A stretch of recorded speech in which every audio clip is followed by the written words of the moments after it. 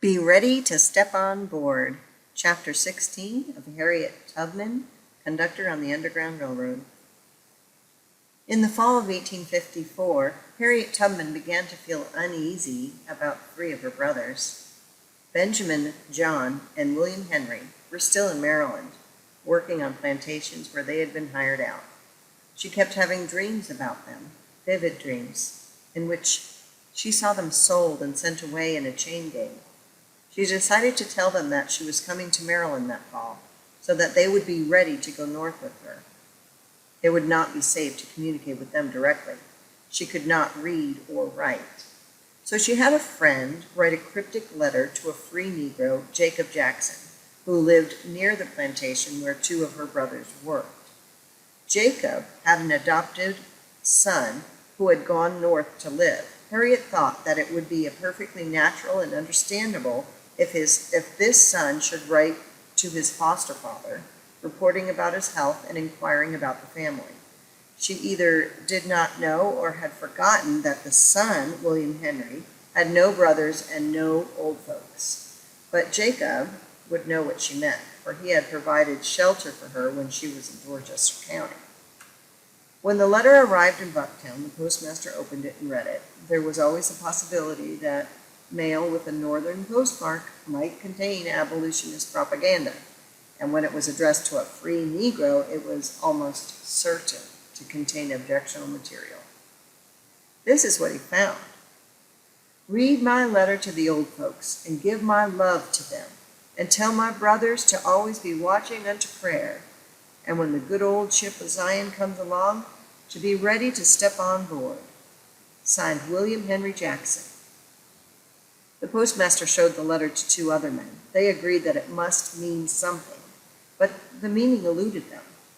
They knew that William Henry Jackson had no brothers or sisters. He was an orphan. As for old folks, well, he didn't have any. They sent for Jacob, showed him the letter, and asked him for an explanation. Jacob read the letter quickly, though he pretended to read it slowly, stumbling over the words, repeating some of them, using his finger as a guide, back and forth across the sheet of paper. He wondered how Moses had known that her brothers were in trouble.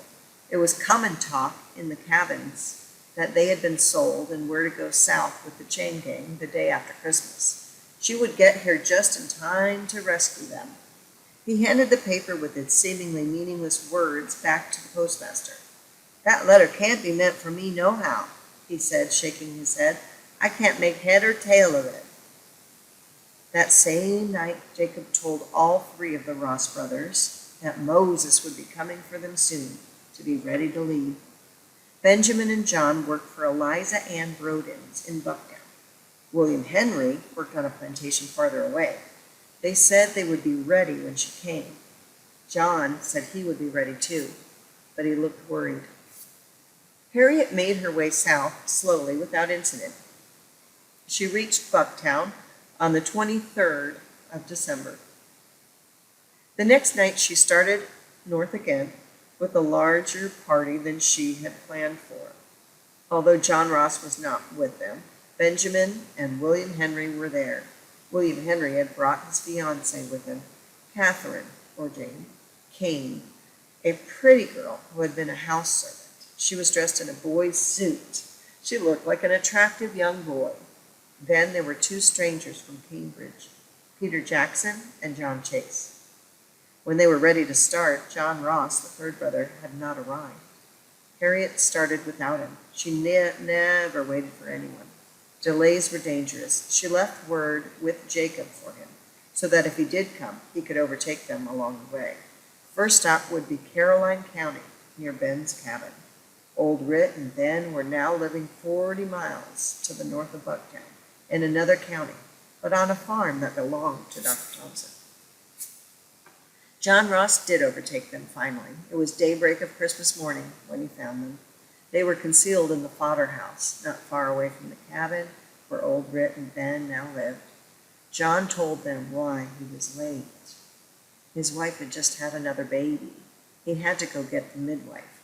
Then after the baby was born, he couldn't bear to leave her.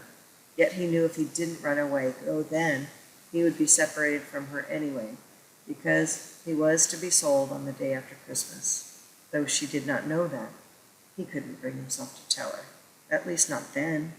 So he had lingered in the cabin looking down at his wife and the newborn baby. Then he had edged toward the door, and each time he moved, his wife had said, "Where are you going, John?"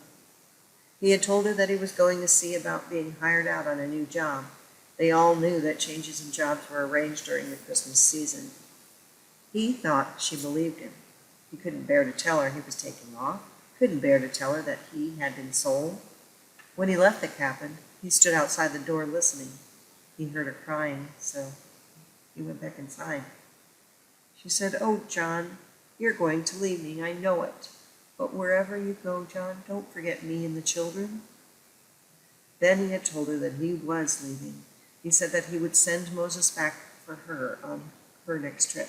He had promised. It wouldn't be long. And in the dim light in the fodder house, he looked at Moses for approval, for agreement. She nodded her head, so he felt better. Then the girl, Catherine, saw John staring at her. She explained with a toss of her head that she was wearing a boy's suit because William Henry had bought it for her. It was the only way she had managed to get away so quickly and with no trouble. William Henry had left the suit inside the garden fence at the big house. The garden sloped right down to the river. When she picked up the bundle William Henry had left for her, she just kept walking down through the garden, down to the river. Crouching under the bank, she had put on the boy's suit, bundled up her own clothes, and dropped them into the water. Stood a moment, watching them float out on the tide.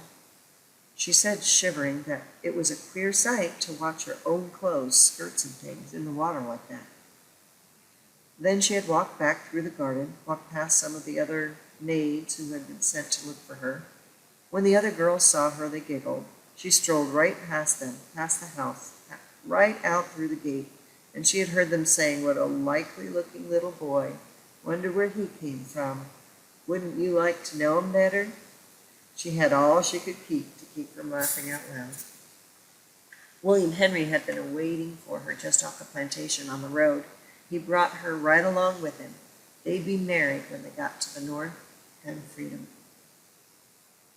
In 1854, men talked of Kansas and Nebraska, and of the little giant, Stephen Douglas, the handsome black-haired senator from Illinois, who was trying to persuade the Senate to repeal the slavery restriction clause in the Missouri Compromise as part of his Kansas-Nebraska bill. On March 2nd, the Senate passed the Kansas-Nebraska bill, which repealed the Missouri Compromise restriction and divided the Nebraska Territory into two territories, Kansas and Nebraska. In May, President Pierce signed the bill, and it was in May that the most dramatic of the fugitive slave cases began to unfold in Boston. Anthony Burns, a fugitive slave who had escaped from his master in Virginia, was arrested and held at the Boston courthouse. After a 3-day trial, the United States Commissioner, Edward G. Loring, decided that Burns must be returned to his master. On June 2nd, he was escorted to the Long Wharf in Boston and put aboard a revenue cutter and sent back to Virginia. The temper of the Boston had changed. The biggest factor in that change was the Kansas-Nebraska bill. For men in the North felt that the South had gone back on its promises, that its intention was to extend slavery all over the United States. On the 2nd of June, 1854, when Anthony Burns walked toward the Long Wharf through the streets lined with Marines and cavalry, guarded by 1,000 policemen, bells were tolled. The houses and the shops were draped in black as the procession which surrounded Burns moved toward the wharf. It was met with a perfect howl of "Shame! Shame!" and hisses. In the North, men said that it cost anywhere between $40,000 and $100,000 for the United States government to return Burns to his master. They said it showed how powerful the slaveholding South had become, that part of the United States Army should have been called out to assure the return of one miserable fugitive. More important, they said, they would work to make the fugitive slave law a joke, making it as worthless as the Compromise of 1820. Which the South had agreed to and then jumped. as part of the Kansas-Nebraska bill. In the South, members of the slaveholding class were disturbed. With the opening of vast new territories, slaves had tripled in value. The South held more than 3 million slaves, estimated to be worth $1 billion. If the temper of a city like Boston had changed so that it was necessary to call forth a small army to assure the safe return of one fugitive, then it boded ill for the future.